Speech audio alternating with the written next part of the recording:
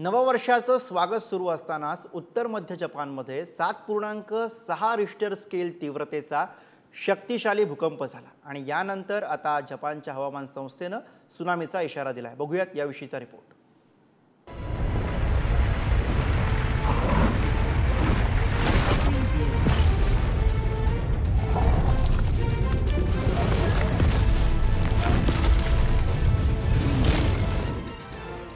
आपल्या 5 तास आधीच नवीन वर्षाचं स्वागत उत्साहात करणाऱ्या जपानी नागरिकांनी स्वप्नातही विचार केला नसेल की नववर्षात त्यांच्या पायाखालची जमीन सरकेल।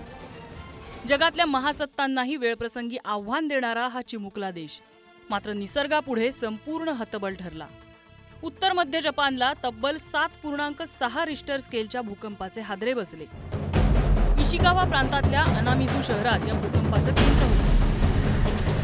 10 किलोमीटर खाली भूकंप नाभी होती। भारतीय वेळेनुसार दुपारी 12:40 भूकंपाचे धक्के जाणवले।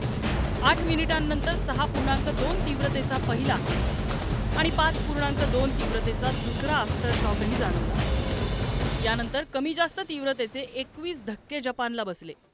गेल्या काही वर्षात जपानला बसलेला हा सर्वात मोठा भूकंपाचा धक्का आहे।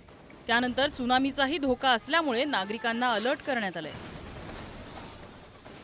इशिकावा प्रांतातल्या वाजिमा शहरात 1.2 मीटर उंचीच्या समुद्राच्या लाटा उसळायला लागल्या। तोयामा प्रांतातल्या तोयामा शहरात सुद्धा त्सुनामीमुळे समुद्रात लाटा जाणवल्या। इशिकावाच्या किनारपट्टीवरच्या नोटो भागातल्या रहिवाशांना उंच भागात विस्थापित होण्याच्या सूचना प्रशासनाने केल्या।